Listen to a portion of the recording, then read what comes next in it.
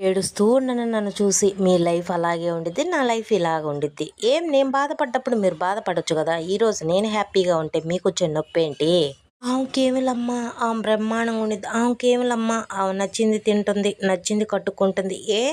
మేం బాధల్లో ఉన్నప్పుడు మీరేమన్నా ఆర్చి తూచారా? మీ ఆస్తి ఏమన్నా మాకు రాసిచ్చారా?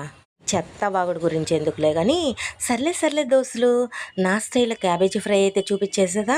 క్యాబేజీని అలాగే సన్నగా కట్ చేసుకొని, పెసరపప్పుని, అలాగే ఉప్పుని, నీళ్లునేసి ఉడికిచ్చి పక్కన పెట్టేసుకోవాలి. ఆయిల్ వేడెక్కిన తర్వాత తాలింపు గింజలు, చిన్నుల్లిపాయలు సన్నగా కట్ చేసుకున్న ఉల్లిపాయలు, కొంచెం పుదీనా, కొంచెం కరివేపాకేసుకొని దోరగా ఏపుకోవాలి. ఏగిన తర్వాత క్యాబేజీని నీళ్ళలో ఉన్నది గట్టిగా పిండుకొని, ఇంకా కొంచెం పసుపుని, టేస్ట్ తగ్గ ఉప్పునేసుకొని అయితే సన్న మంట మీద ఏపుకోవాలబ్బా. ఎప్పుడైనా సన్న మంట మీద కర్రీ అయినా ఉడికించుకుంటే చాలా అంటే చాలా టేస్టీగా ఉండిద్ది.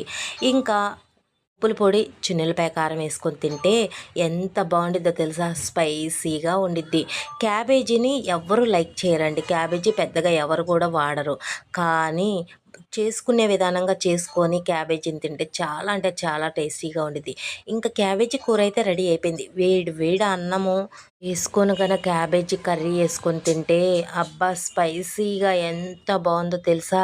అయినా ఈ ఎండాకాలం పిల్లలకు కాలేజీలు ఉండవు. ఎప్పుడు కావాలంటే అప్పుడు అన్నం వండుకొని మధ్యాహ్నం టైంలో వేడి వేడి అన్నం ఊదుకుంటా ఉఫ్ఫు ఉఫ్ఫు అని తింటంటే ఆ మజానే వేరుండిద్ది కదా! ఏమంటారు? నచ్చితే లైక్ చేసి సబ్స్క్రైబ్ చేసుకోండబ్బా. ఓకే. బై బై అందరికీ.